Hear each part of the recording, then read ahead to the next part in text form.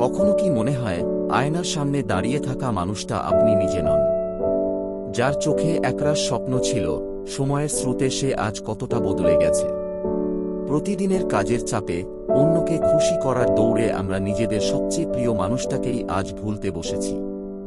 আমরা হয়তো সবাইকে হাসাই, সবাইকে সাহস দিই, কিন্তু দিনের শেষে নিজের হাসির আড়ালে যে দীর্ঘশ্বাসগুলো জমে থাকে, তা শোনার মতো কি কেউ আছে? এই যে আপনি লড়ে যাচ্ছেন, এই যে আপনি টিকে আছেন, এটাই আপনার জীবনের সবচেয়ে বড় জয়। আজকের ছোট কাজটা হল, দিনের শেষে একা থাকার সময়টুকুতে নিজের সাথে একটা ছোট্ট আলোচনা করুন। নিজেকে জিজ্ঞেস করুন, আজ আমি নিজের জন্য কি করলাম? মনে রাখবেন, নিজেকে ভালোবাসতে শেখাই জীবনের সবচেয়ে বড় শিক্ষা। আপনি কোনো যন্ত্র নন, আপনি একজন মানুষ। আপনার ভাঙার অধিকার আছে, আবার নিজের শক্তিতে জোড়া লাগারও অধিকার আছে।